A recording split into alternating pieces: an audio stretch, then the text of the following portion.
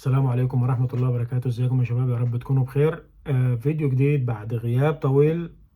زي ما وعدتكم ان شاء الله ان شاء الله كده كده هنرجع عشان نكمل للناس الحياة في اسبانيا هنا ونفيد الناس اكتر. فالنهارده باختصار شديد عشان الفيديو كبير شوية وفي معلومات دسمة شوية وفي تفاصيل كبيرة شوية، فانا هدخل في الموضوع على طول. النهارده انا هحكي لكم تجربتي الشخصية ازاي انا خدت هنا اقامة في اسبانيا، وبالتحديد انا خدت اقامة اللي هي بعد سنتين، اللي هي اقامة التكوين المهني. اقامة التكوين المهني عشان لو حد سألني على اي حاجة تانية انا بقول على تجربتي الشخصية، فتجربتي الشخصية انا ادرى بيها واعرف احكي لك عنها. لكن في حاجات تانية، في انواع اقامات تانية انا ما اعرفش عنها الصراحة، فبعد كده ان شاء الله هحاول ادرس عنها واقول لكم ان شاء الله. فمبدئيا يا شباب، دلوقتي عشان تاخد إقامة في أسبانيا في أوراق مهمة وفي شروط مهمة لازم تكملها الأول عشان تاخد إقامة هنا في أسبانيا. في طبعا قانون سنتين وقانون 3 سنين، بس دلوقتي أنا بتكلم على قانون سنتين اللي أنا قدمت عليه، اللي هو اسمه الرايجو برا لا فورماسيون، اللي هو التكوين المهني. أول حاجة بيطلبوا منك يا شباب رقم واحد إن أنت يكون باسبورك في اقل حاجه 3 شهور ساري، والباسبور بتاعك عليه ختم الدخول هنا في البلد. هنا انا دلوقتي بتكلم على الطريقه المضمونه الامنه ان انت تعمل بقى اقامه. في طرق تانية غير قانونيه، فانا مش هتكلم عليها، انا هتكلم على الطريقه الامنه السليمه المضمونه لحضرتك ان تقدم بيها زي ما انا قدمت. ان يكون باسبورك عليه ختم الدخول طبعا وساري. وبعد كده انت هتصوره لهم من الجلده للجلده طبعا عشان يتاكدوا ان مفيش ورقه مقطوعه، مفيش ورقه مخدوشه. دي رقم واحد. ولازم الباسبور يكمل سنتين من تاريخ الدخول لحد ما تيجي تقدم على الاقامه ان شاء الله.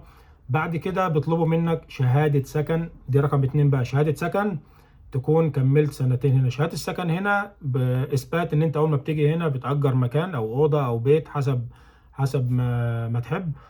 بتاخد شهاده سكن اثبات ان انت قاعد في المكان ده بقالك سنتين. وشهاده السكن دي متاح لك ان انت كل 3 شهور تروح تجددها بنفسك، مش شرط تاخد اذن من حد. بباسبورك تروح تجددها من المكتب اللي حضرتك عملت فيه شهاده السكن اول مره. دي رقم 2. رقم 3 كارت المواصلات. كارت المواصلات يا شباب سهل جدا، مش شرط تروح مكتب تعمله، بيتعمل اونلاين. انا ممكن اعمله لك واساعدك فيه، اعمله لك مفيش اي مشكله. لو احتجتوا اي مساعده في اي حاجه في اي ورقه هنا انا ممكن اعملها لكم مفيش اي مشكله. وكله بالمضمون وبالقانوني، يعني من غير الطرق التانية. تمام. رقم 3، لا احنا قلنا رقم 3 كارت المواصلات. رقم 4 يا شباب، وهو ده المفروض يكون يعني هو أهم حاجة، اللي هو الفيش الجنائي يا شباب. وخدوا بالكم بقى، الفيش الجنائي ده فيه شوية تريكات يا شباب لازم تفهموها كويس عشان الدنيا اتعدلت دلوقتي والدنيا اتغيرت. الفيش الجنائي، أنا أول ما كنت بعمل الفيش الجنائي كنت بتروح مباشرة على السفارة المصرية هنا في المدينة اللي أنت قاعد فيها. في مدن هنا كتير ما فيهاش سفاره، هو السفاره موجوده في برشلونه ومدريد. فانا هكلمكم عن مدريد مثلا. انت بتروح من غير ميعاد، بتروح تعمل الفيش الجنائي بتاعك 24 يورو، تكلفته 24 يورو.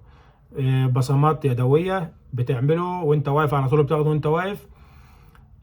اول ما بتعمله بتكون اتواصلت مع حد عن الجاليه، عن طريق الجاليه، الجروب الجاليه المصريه بتاعتنا هنا على الفيسبوك مثلا. تشوف اي حد تبعك، اي حد تعرفه نازل مصر قريب، بتتفق مع حد الاول ينزله لك مصر في يوم معين، وبتروح قبلها بيوم او 2 تعمله وبعدين تديهوله. بياخده بقى ايه، يروح مصر لازم يكون في واحد من الدرجه الاولى هو اللي ياخده يختمه لك في مصر.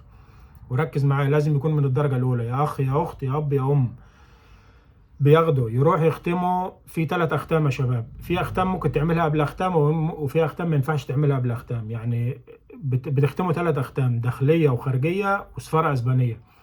ممكن الداخليه والخارجيه تعملهم قبل بعض مفيش مشكله، بس ختم السفاره الاسبانيه لازم يكون اخر واحد. وختم السفاره الاسبانيه لازم دلوقتي بتاخد ميعاد مع السفاره الاسبانيه، بتطلب منهم ميعاد قبلها بشهرين 3. ودي المشكله الكبيره، ايام ما كنت انا بعمل ما كانش في حاجه اسمها مواعيد. فدلوقتي لازم بتطلب ميعاد من السفاره الاسبانيه قبلها بشهرين 3.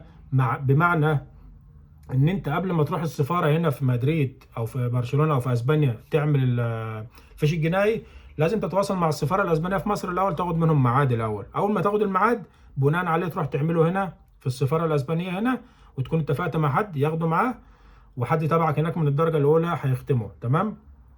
بعد ما يختموا ال3 اختام دول مش شرط يبعتوا لك تاني هنا اسبانيا، مش شرط ما تبعتوش هنا تاني، لانه هو عربي هم مش محتاجينه هنا تاني النسخه العربي. هتخلي اللي عمله لك يعمله لك، يبعتوا لك سكانر الوان زي ما هو، يبعتوا لك سكانر على الواتساب. تمام. اول ما يبعتوا لك هنا سكانر، بتعمل انت بقى بتتواصل مع واحد هنا مترجم محلف، تبعته له واتساب ب20 يورو، بيترجموا لك ترجمه محلفه، ويبعتوا لك برضه على الواتساب تاني، وانت تروح تطبعه وتدي للمحامي، او سواء انت هتقدم عن طريق مين، ما اعرفش انت هتقدم عن طريق مين. دي رقم 4، الورقه رقم 4. فركزوا، الفيش الجنائي مهم جدا. رقم 5، اي اثباتات تانية بقى لو معاك، لو عملت حساب بنكي، لو رحت قدمت في كورس هنا لغة مثلا، لو في فواتير مثلا، اشتريت حاجة كبيرة زي تليفون، زي اي حاجة تانية. وفي حاجة تانية برضو مهمة، لما تعمل شهادة طبية، في شهادة طبية متاح لك ان انت تعمل شهادة طبية بعد 3 شهور من تطليع شهادة السكن، متاح لك ان انت تروح تقدم على شهادة طبية هنا في اسبانيا. بيدوك 2 كشف مجاني هنا على حساب الدولة، كشف وعلاج. علاج بيتهيألي 60% خصم هنا. تمام. فديت الحاجات المهمة، 4 أو 5 أشياء مهمين جدا. بعد كده يا شباب إن شاء الله قدمت، فالملف بتاعك بياخد من 2 لحد 6 شهور في المعالجة، على ما يردوا عليك، على ما الحكومة ترد عليك. أول ما الحكومة ترد عليك وإن شاء الله تاخد قبول إن شاء الله.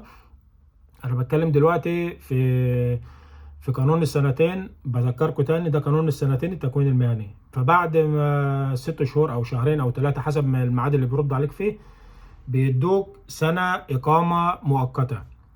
خدوا بالكم، سنة إقامة مؤقتة. السنة دي بقى بيديك أول 3 شهور فيها، لازم تكون في ال3 شهور دول قدمت على كورس وبقيت في كورس، وادت لهم ورقة إثبات إن أنت بقيت في كورس. ليه بقى؟